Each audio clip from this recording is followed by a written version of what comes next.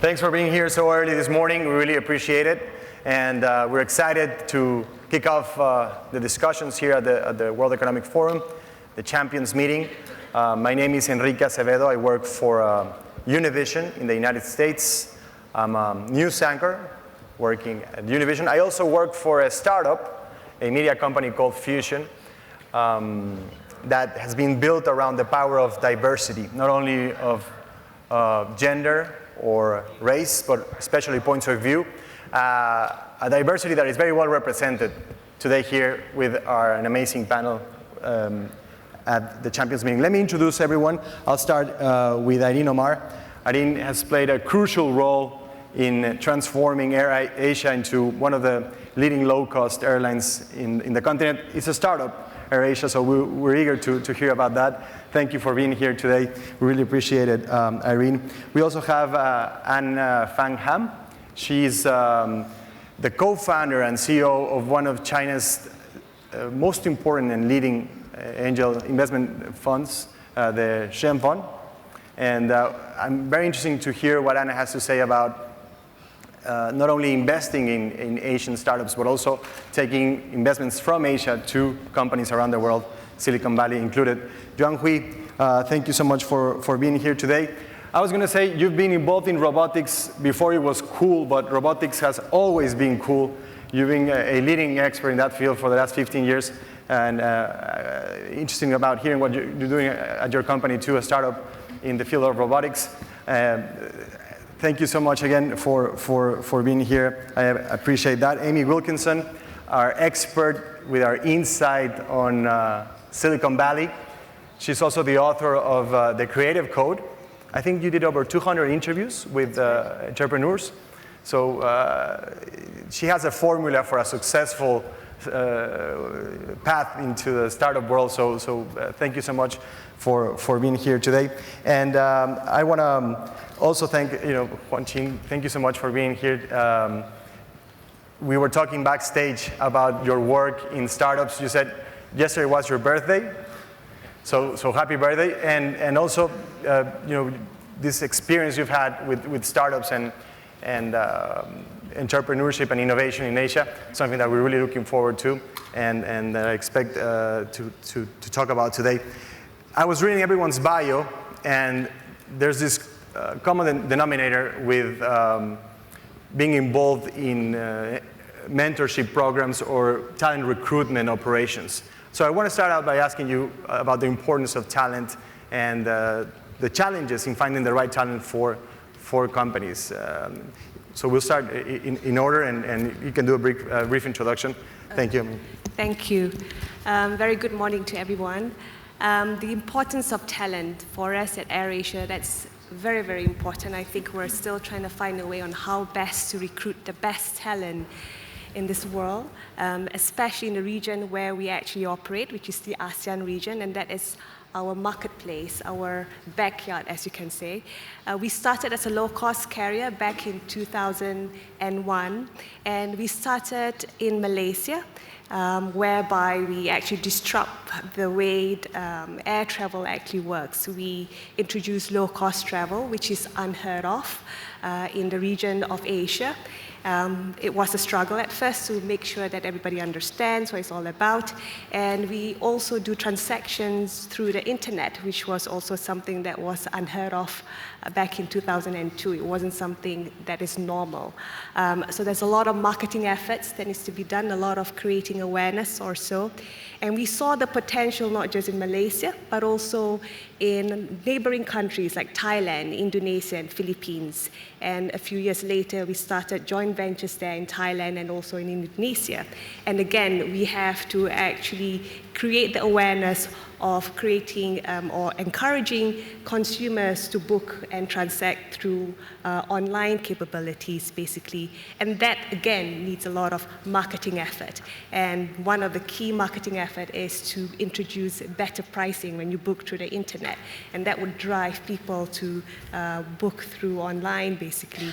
So talent in this case is about how do we reach out to the masses? How do we create a sense of that this is a new way of transacting, this is a faster way. How do we also reach out to bigger markets in the speed that we look at in terms of transacting bigger volume, because we wouldn't be where we are today if we actually focus only just in growing in Malaysia. We see the whole ASEAN region as our marketplace. And this is where we need the best talent in order to have speed to market, in order to create technology, innovation, to use social media, internet, to create all sorts of mobility in order to ensure that we have the success story that we need in this age as well. And it's also, and because we look at the whole region, it's not just about making sure that we have the right economic infrastructure, but we need to work with governments in order to harmonize the economic policies and standardization in order to ensure that we're able to deploy resources efficiently within the countries in ASEAN. Because as you know, ASEAN is not completely open skies like what you see in Europe. And each country has got its own different requirements when it comes to operating an airline or so. So hence, yes, talent is something that we really play an important and is becoming more increasingly important for us, especially if we want to be ahead of the game in this industry. Thank you so much. Calvin Chin, yes. Can I jump in and answer that question about talent from a different lens? Sure. So one of the interesting things I think in China is that I think talent has always been critical for growing and building a great company. And early in the life cycle or the emergence of a startup ecosystem in China, there was a lack of talent in startups in these young companies because there was a lot of risk and a lot of fear in taking this non-traditional path. There were cultural norms to join a big company. It was perceived as safer. But now, as startups have become increasingly more popular, as more and more people have friends who have gone on and built successful companies from nothing, then now you have another kind of status now where there's a crunch for talent because everyone is starting a company. And so it's hard to find great people because great people are starting their own companies. And so in that way, talent's been crunched in a different way. Yuan, I want to ask you about talent here in China. You're based in Shanghai. You've been working, as I said at the beginning, for over 50 years in the field of robotics. The link between education and talent and how's that shaped startups here in China specifically?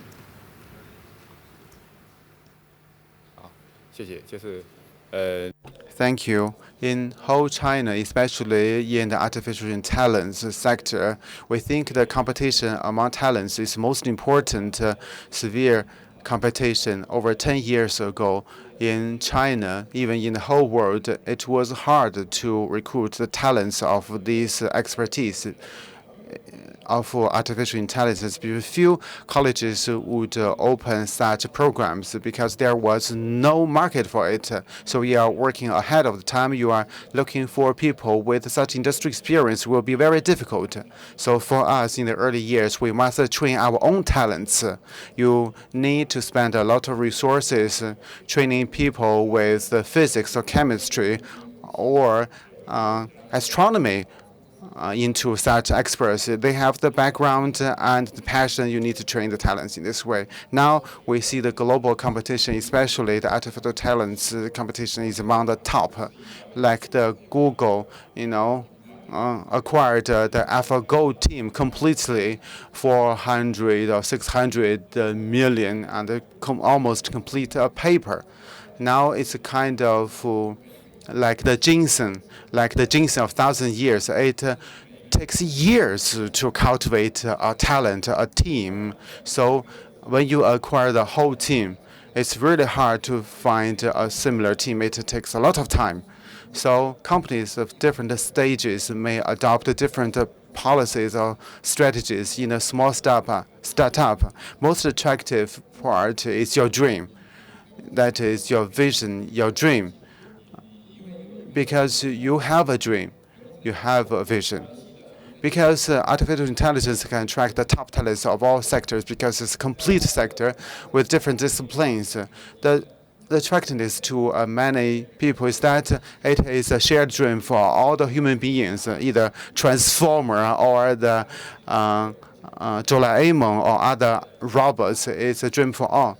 And it's an unimaginable dream sector. So it's easier to attract top talents, like Kevin mentioned, that now it is a hot topic for everyone. Then the competition will be fierce. With my experience of 15 years, I think the package, compensation, benefits, others will not be the best reason to attract the best talents, or not number one. Rather, it will be dream and vision and passion, in addition to the comfortable space to change the world. So no matter the enterprises or talents, I think what is impressive is the most soft part of their heart.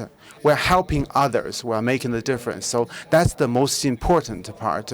Methodology, approach, and the oriented philosophy, those are also mentioned as tactics, not the fundamental things. So that's what I can share for this moment. Your cue, we're talking about education, we're talking about the competition for talent.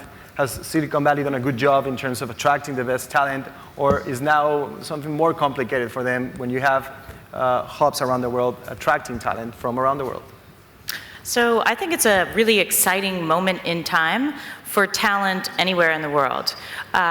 I teach at Stanford Business School. I teach entrepreneurship, how to start and scale companies.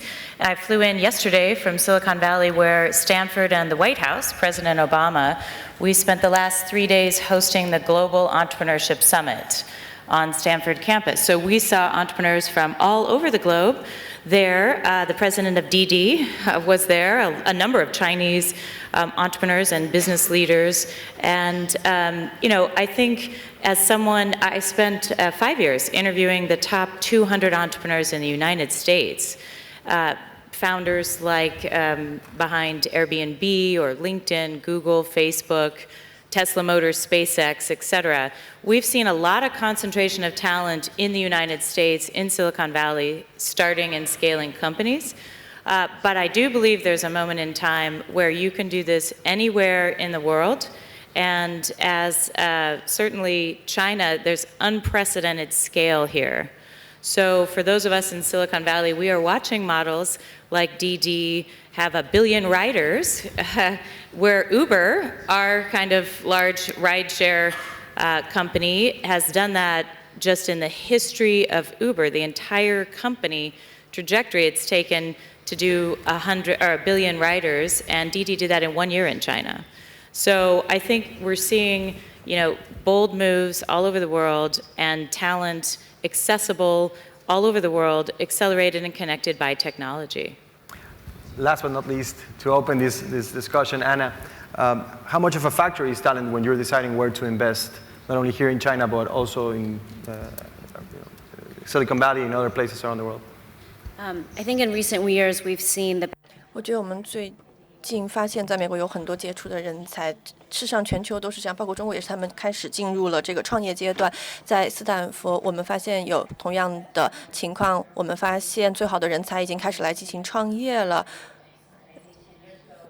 他们现在可能会在银行，但是在10年之前我毕业的时候，这个事情还不是那么的新鲜。但是现在呢，我们看到有很多大学生，包括像清华，包括在斯坦福，他们在毕业之后，大概会有5%的学生呢都开始选择了要自己创业。但现在这个情况呢是完全不一样的，不仅仅是大学毕业生，他们越来越多的开始选择来这些初创公司来作为自己的第一份工作。那么还有很多的这种CEO 啊，这个首席市场运营官呐、等等，他们都想要进行来创业，来改变自己的人生轨迹。所以我觉得现在是在中国的整个系统当中发生了一个深刻的变化。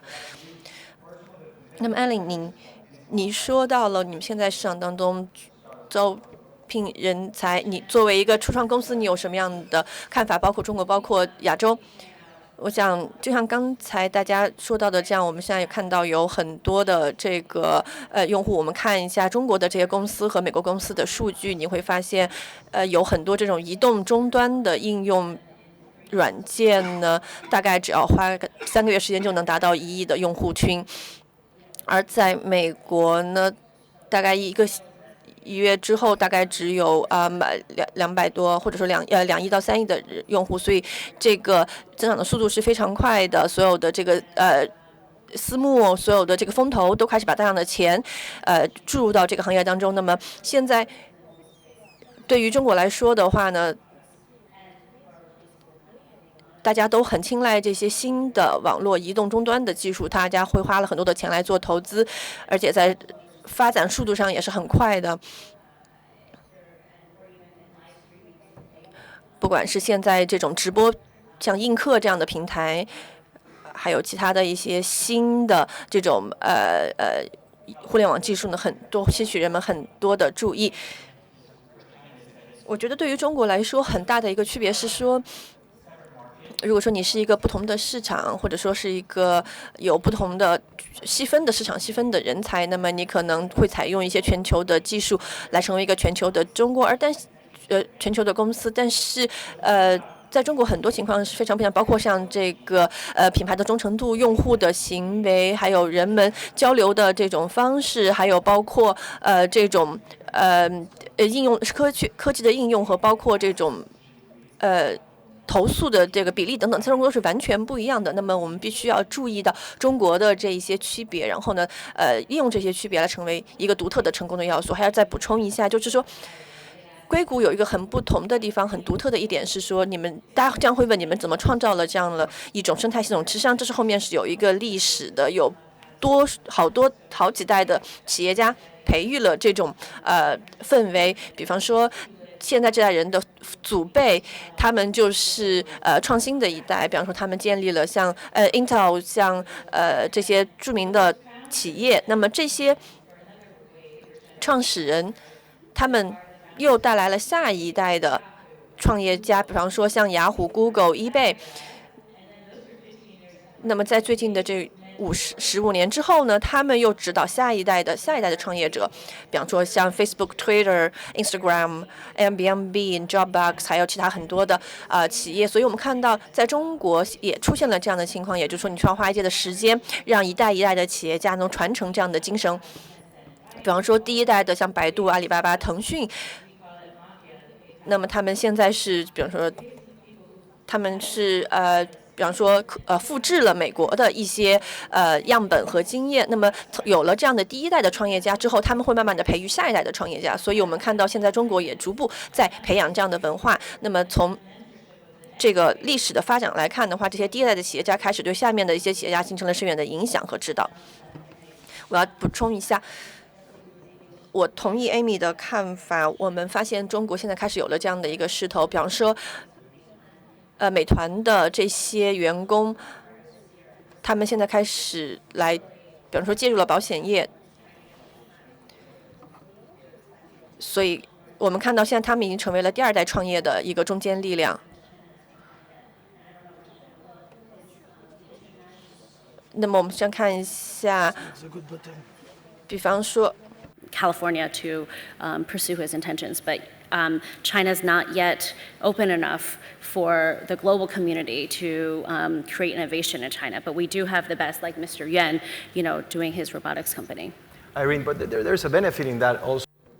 You have perspective. You see where people made mistakes. You can learn from those mistakes and do things differently, right? I mean, there's some sort of opportunity from being behind that wave that I guess Silicon Valley was at the front of.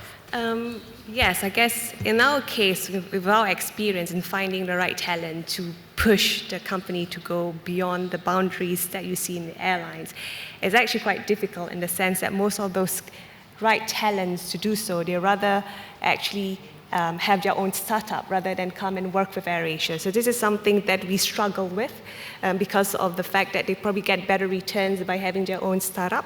So at the end of the day, so we probably feel that in order to move forward in the fastest possible way to actually achieve something in the market where the other airlines wouldn't be able to do so, is we probably have to build partnerships with these new startups in order to do something different, in order to use technology to reach out to build a far bigger markets than we can possibly imagine. Yeah. Yuan, what has been some of the best benefits, the most important benefits of working out of Shanghai and China in terms of a competitive advantage to other markets?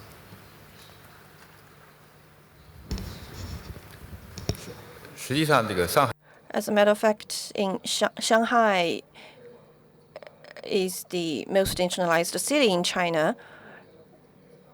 For example, China positions Shanghai as first the financial center of China, and the second, the center of science and innovation, a global center of science and innovation. So it is a very internationalized city and is the center of capitals. So many good, and our speaker mentioned that there will be a culture to nurture different generations of entrepreneurs, and now we are creating the environment. But I do have other points to make. In the past, many people think China is not strong at innovation, including its talent, including its technology. This has historical reasons, because China is at a different stage in terms of development and the economy. So in the past 2 or 3 seconds, it's very difficult for China to bring a world-class company. This is decided by the developments at that stage. But in the next few decades, it is fair to expect that China will come many like world-class leading companies, because now the country is going to this stage. And in micro level, when individual companies, they will go through the same path as well. And in the future, the talents will move around the world. Many Chinese companies started to establish a research institution in the U.S., to establish branches in the U.S., and the internalization of talents doesn't mean that those talents need to physically move to different cities or places around the world. Rather, it means the companies can reach out to different parts of the world. So it's like a soft touch. If you are talent, if you're most suitable to the company, then the company needs to be able to provide the most suitable platform for talent to play its role for Shanghai. In Shanghai and in Beijing, we have the most talented people in China concentrated in 2 cities. They have big culture and a good environment for innovation and entrepreneurship. So in Shanghai, we wanted to extend our network to cover the whole country, and then we want to extend it to the whole Asia, and then finally go to the world. So I don't think there is boundaries for technological competition. For example, Tianjin is a very good city, but it may suffer also from the smog. So the competition in the future is the same. You need to attract talents with every way that you are able to. This is very important. It doesn't matter where you are. Amy. Asia can learn from Silicon Valley, not only from what went well, but also from what didn't go so well. So I have a book in the marketplace called The Creator's Code. It's how to create and scale companies. And the code are 6 skills. And you made the point earlier that it's a universal kind of desire to be an entrepreneur.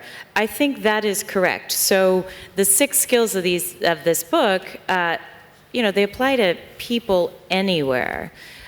In fact, China, the book is in Chinese, is really the biggest market for the research based on how to start and scale companies. I think Silicon Valley has done a good job, as mentioned, for attracting entrepreneurial people, the immigration policies. Elon Musk was mentioned. He came from South Africa, the founder of SpaceX and Tesla and PayPal. Now he's doing the Hyperloop and a lot of artificial intelligence kind of focus. Max Levchin came from the Ukraine, and he's a PayPal co-founder. Now he's the founder of Affirm, which is another startup that just raised $100 million in the United States. Those are 2 examples of people that we attract into Silicon Valley. That's one of the things we do very, very well. And I think we're starting to see China do that a little bit, but this is such a big market for Chinese inside of China. What I'm looking to, with great curiosity is for Chinese people to reach outside of China and go to Chinese-speaking audiences in the United States and Europe, across Latin America in the startup space. We're starting to see that, but not as much. So Silicon Valley does a great job at networking minds. It's one of the skills in this book is how do you tap the brain power, get the minds of people anywhere in the world to help you solve a problem. And Silicon Valley's done that pretty well. And I think China is starting to do that. And you know both markets very well. So what are some of the contrasts that you see and the opportunities in terms of learning from their experience? I actually think Chinese product and developers are actually now some of the finest in the world. So we've actually seen this global move of Chinese companies actually go directly to the US. And I'll give you two examples. One is Cheetah Mobile, which does security. Their app, Clean Master, is sort of the top securities app, and it's a billion-dollar company on NASDAQ. Another one is a really hot app right now for high school students called Musical.ly. It's a lip syncing app, valuation $500 million. Done by Chinese people who had never been to America, really. But it's because, if you think about it, I think WeChat, for me, and for a lot of people, is probably the best mobile app out there. It's the app that Facebook studies the most, right? And the best features in the world. So you're having top talent just actually almost skip Southeast Asia and the Chinese community and go directly to the American community. And I think on a business model level, actually a lot of Southeast Asians and Americans are asking me, what's the popular new business models in China? Because that's what we're going to copy from China. So I think, you look at companies like Toutiao, which is a news aggregation app. I mean, people, and Chamba, which is a karaoke app, which, I just met a company in India who's trying to copy that. So that's, I think, really, really interesting as China moves global. And then we can start taking advantage of, maybe then China will be ready for the Elons and the Maxes of the world. Quick question. Of the everyday apps that you use on your smartphone or in your everyday life, how many are based in Silicon Valley or from that part of the world? How many are Chinese? For me? Because you live in both worlds, in many ways. Gosh, I think maybe 50-50 for me. But for most Chinese people, it's probably, 80-20 Chinese. 80-20. But if you think about the time spent, every hour I probably spend half an hour on WeChat, which is a Chinese app. I mean, and it's the first thing I check in the morning. I used to check email in the morning first, but sometimes I don't get to emails until midday because WeChat is how we send documents even.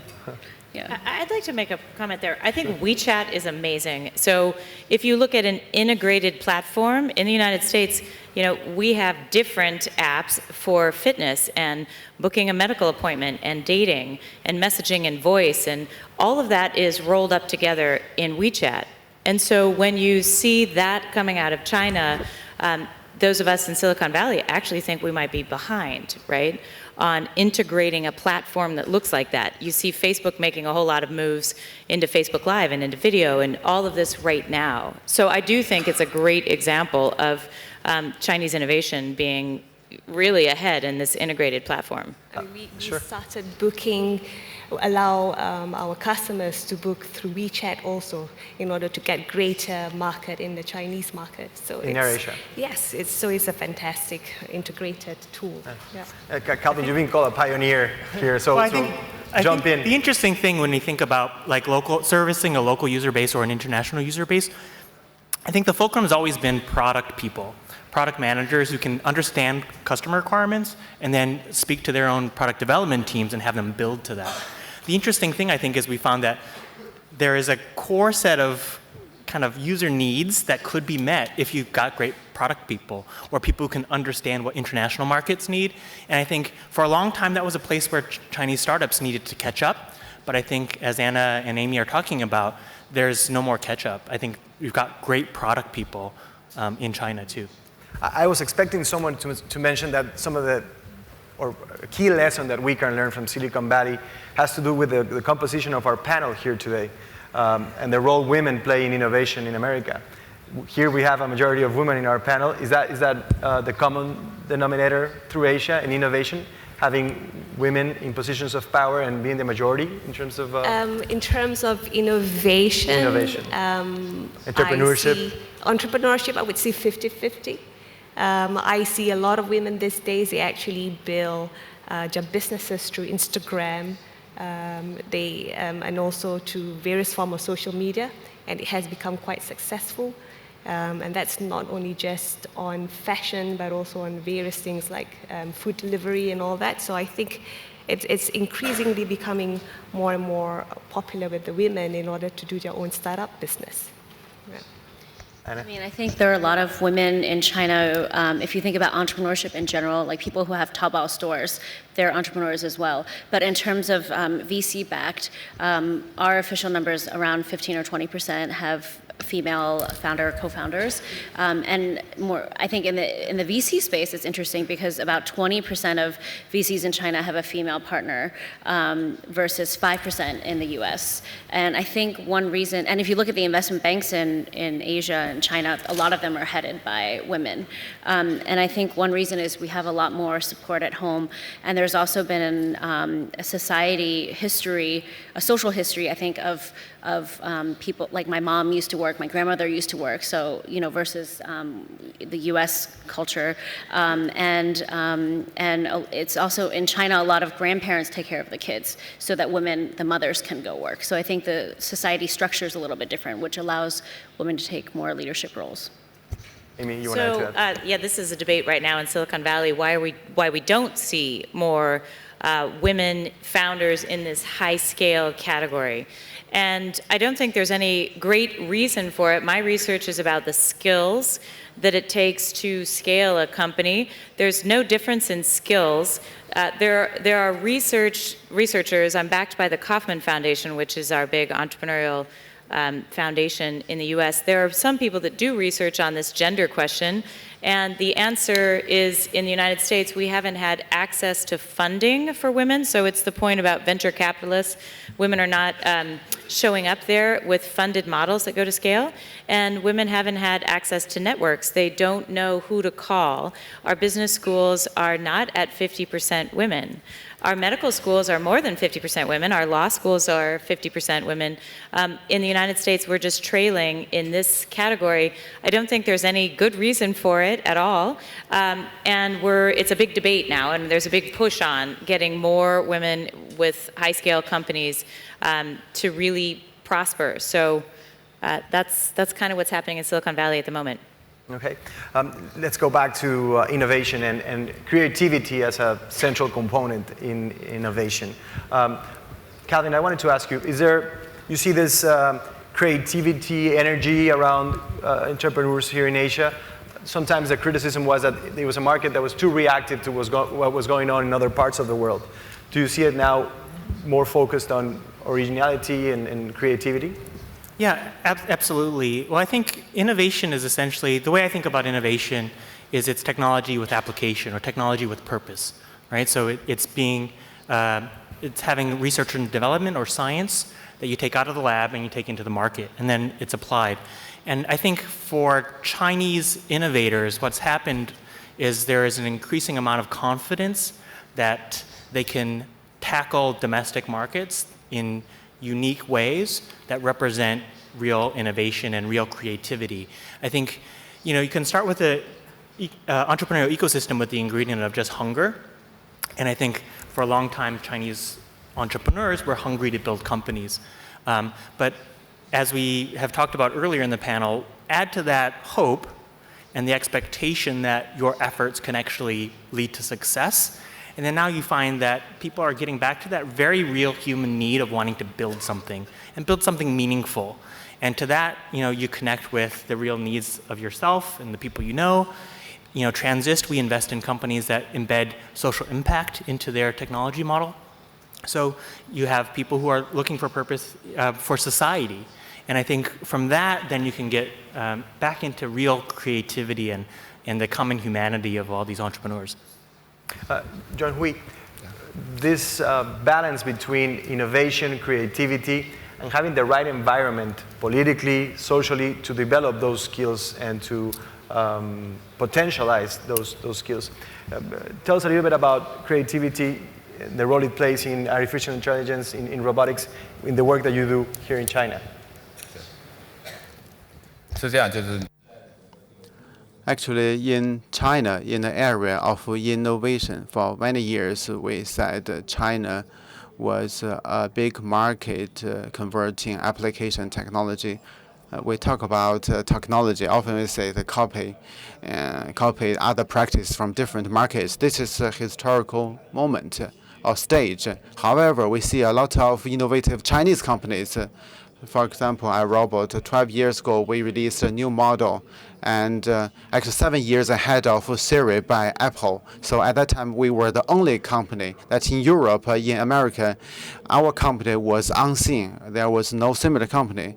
And however, in the past, in general, China's development, including the capital market support, the need is to satisfy the customers, the users, like the Alibaba, the Baidu, Tencent, and they worked before they worked to satisfy the customers. Actually, there was predecessors. Now we have some new applications like WeChat, which is unseen from other markets, including some airliners like the China East, China South. In addition to the online booking through WeChat, there is a machine interaction. You are not talking to human being, however, to machine to acquire necessary information. Last year, we worked, saved 600 people by developing some virtual machine to take care of some interaction online. Some famous banks, airliners in China, including Lenovo and Huawei, some other IT companies, they are users of our product. This question, do you think there's a marketing or promotion component that's lacking with startups in China?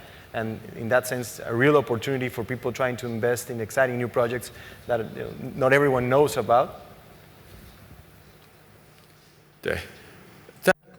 Well, in the marketing area, I believe there is a real need of joint efforts, including investment, because technology innovation, if your product cannot be applied to the market, just like the artificial intelligence. Now it's almost 17 years of development.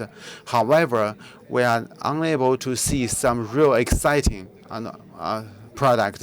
AlphaGo is something that we can see like the gaming. However, our life is not fundamentally changed by the artificial intelligence. In the last 60 years, a lot of resources were spent in the laboratory research. However, we don't see a very practical outcome from it to change our life. But now we see a new impact because the external environment is ready, because there must be some conditions like the broadband, the computing, clouding things, because it requires infrastructure to convert from the study to the daily life application. Now we see some commercial users. Now with that, they can access that. And in May, the bus was proposed. We have the APP economy. Now we have it on our mobile phones. But in the future, we have the same idea of Facebook, because now you have too many APPs on your cell phone. You don't know which one you want to use. But you have to consult your virtual robot, which one is the best application to help you, mobilize different resources to book a restaurant, book a hotel, and other things. Without it, you have the camera to see you, and you change your gesture and to change your bedding. And I think that is possible, that our life will be fundamentally changed. Idea of what's going on in terms of innovation here in China, around the world? Around the world. More and more. I think, like TechCrunch, Wall Street Journal, the information, a lot more time is now spent trying to discover these amazing companies like Mr. Yuan's company, for example, but definitely not enough. And I think there needs to be more Chinese, probably journalists who are reporting and can also write in English to give back to the global community.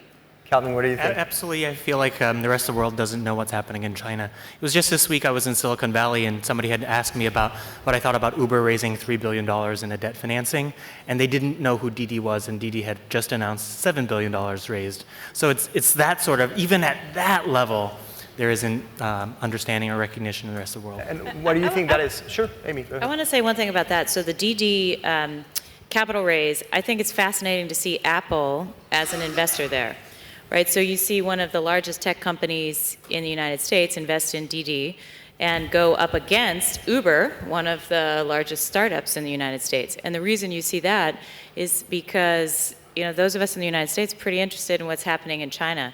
And this is a really big marketplace. There are more internet users here than anywhere else. There's a growing middle class here. So I actually think, people who are investing in the next wave of technologies, Apple included, they are putting money behind concepts like DD.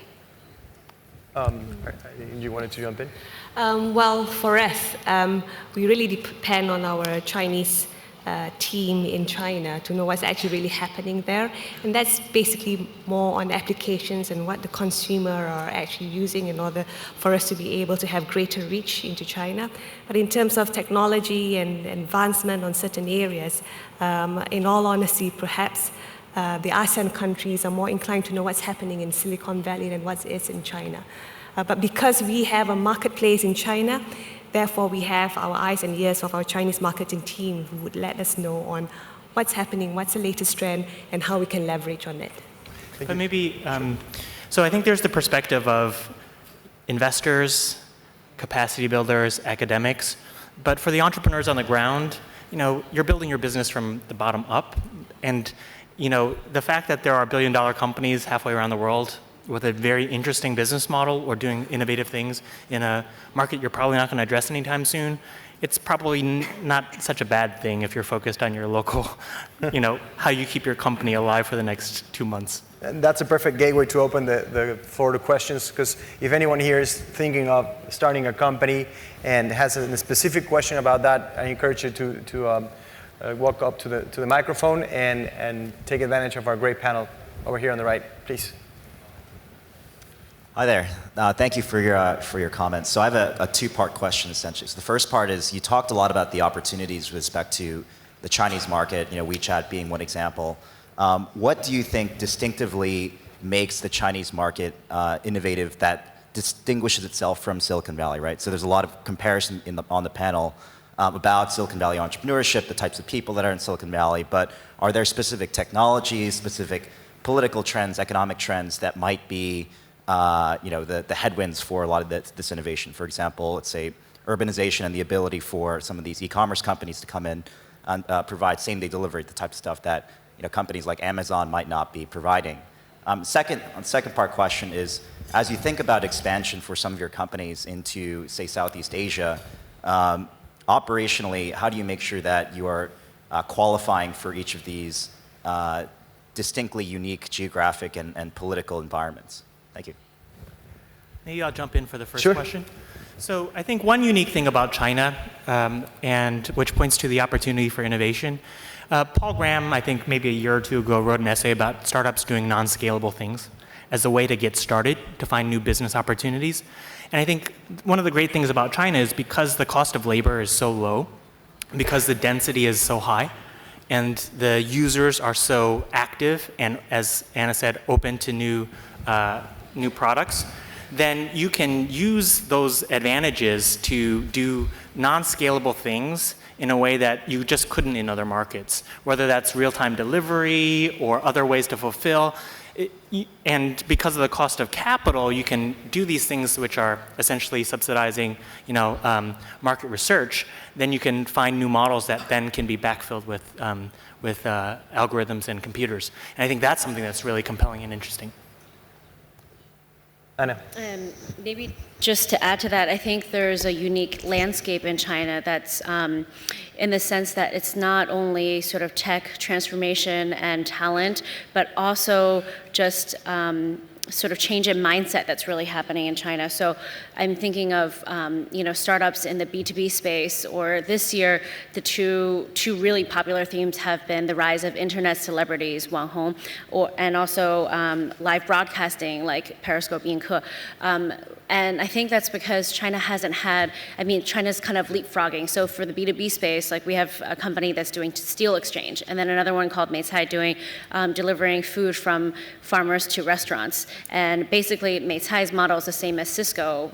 with SYSCO, which is an established multi-billion-dollar company in the US, but we really haven't had that model in China. So it's moving directly to mobile. So I think these are the kind of needs that are happening in China, and everything's going on mobile. And for something like live broadcasting, that's such a unique Chinese phenomenon, because there hasn't been a transformation in entertainment, in the entertainment industry in China. So people are actually using mobile to watch good-looking people, and also,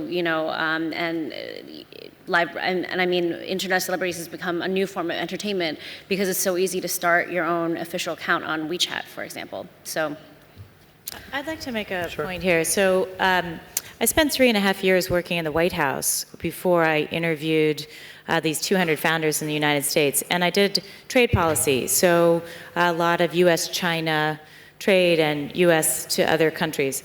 And one of the unique things that's very difficult for U.S. competitors is the protection around the Chinese marketplace. So, Google and Facebook and Twitter really don't have a presence in mainland China. That's been a unique recipe that's advantaged local companies here. So now you see a moment where Uber's in this marketplace. That's kind of an interesting competition to watch with Uber and Didi. Airbnb is coming into this marketplace. So maybe there's a different moment with the Chinese entrepreneurship landscape.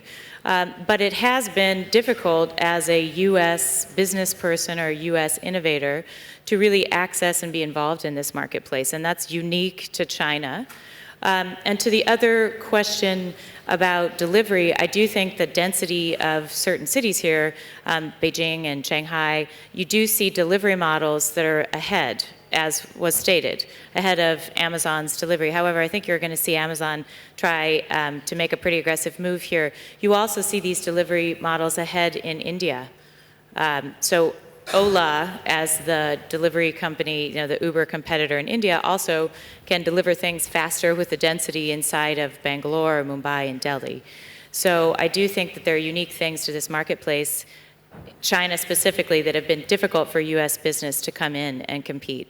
I'm glad you mentioned India, because we haven't, when we talk about Asia, concentrated a lot and focused a lot on what's going on, the very exciting things that are going on in India. Yes, go ahead. Hi, I'm Maninder Bajwa, global shaper from India. My question to the panel is, there's been a lot of talk about over-exaggerated evaluations in India especially, and like a lot of startups just aiming for more evaluation. So, and now there's been talk about, is it a startup bubble, so to speak? We were very interested in adding the word bubble to almost anything exciting that happens. So, is it a bubble, or is it just a phase that, as you mentioned, that the ecosystem just grows, and it's just a phase and things will recorrect themselves? So, what are the views? Is it a bubble, actually? Anna, you want to?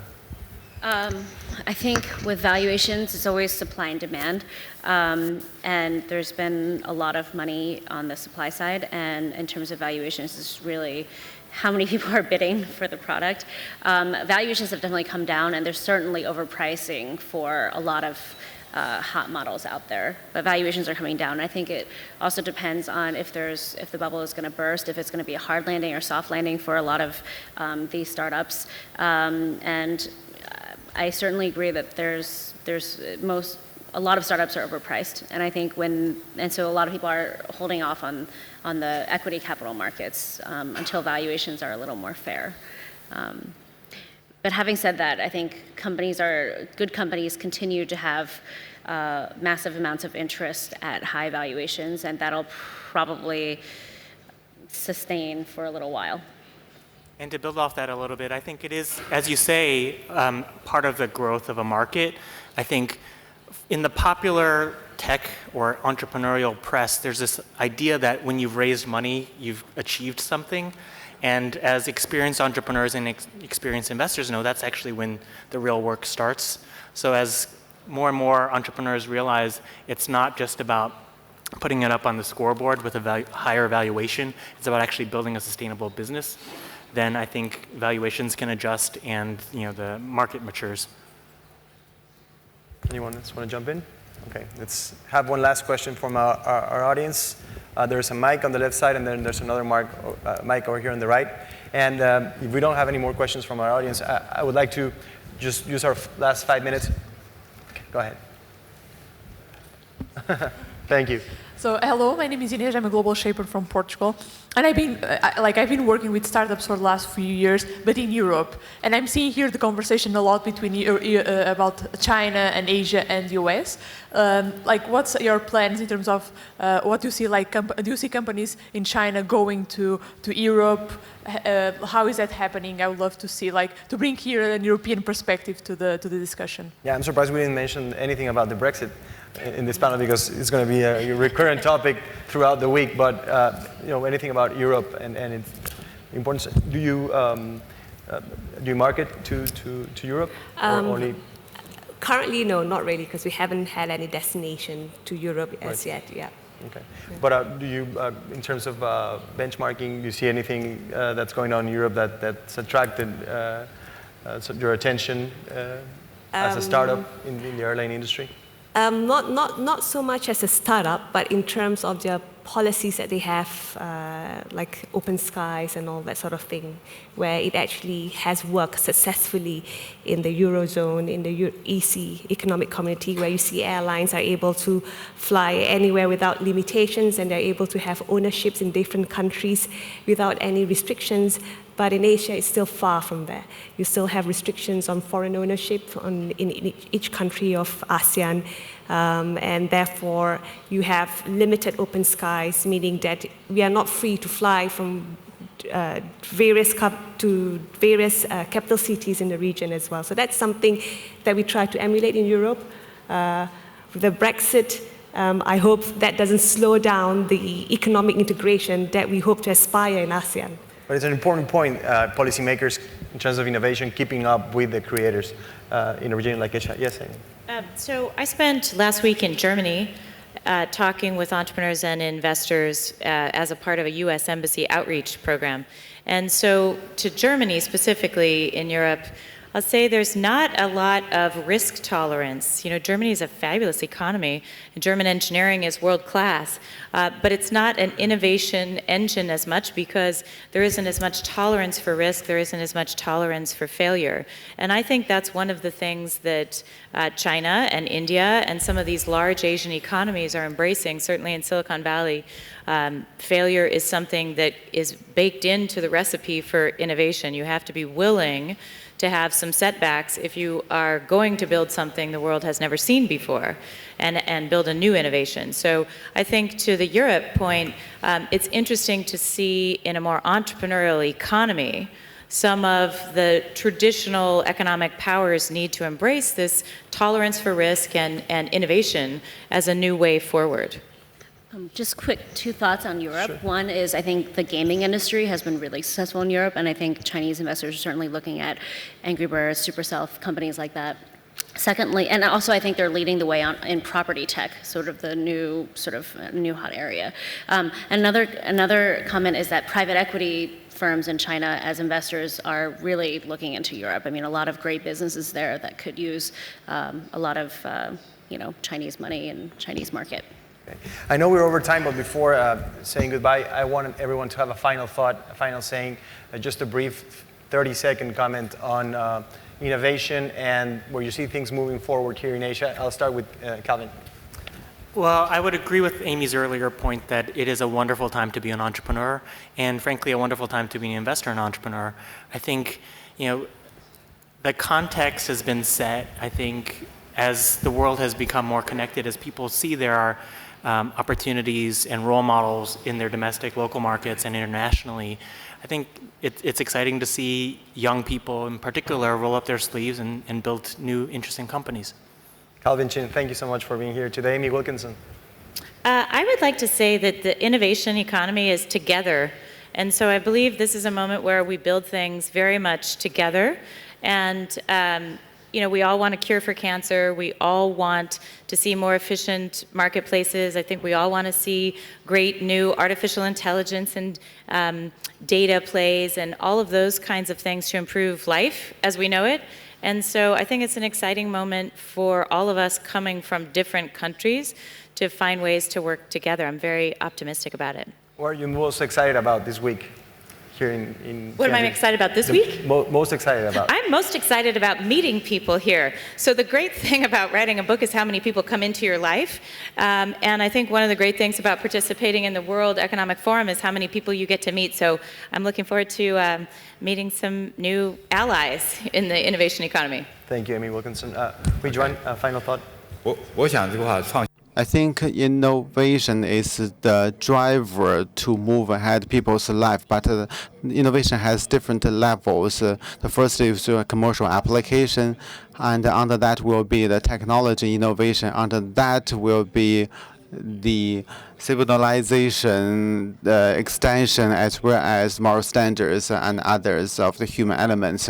We talk about the applications often at the commercial level or technology level. However, if we need to talk about the helping others, making this world a better place. Otherwise, commercial and technology innovation will not sustain. Interesting to watch Chinese companies develop domestically as well as internationally, as well as right now I think Indonesia and India are sort of areas where I want to spend some time learning. So it's an interesting time in Asia. Aireen, you get the last word? Yes, for me, everyone has pretty much summed it up, but for me, innovation would mean we can have solar-powered planes and a pilotless one. That sounds something exciting. Thank you so much. Thanks, everyone, for being here today. I know it's a Sunday morning, but looking forward to an amazing week, and thank you for your presence and your questions.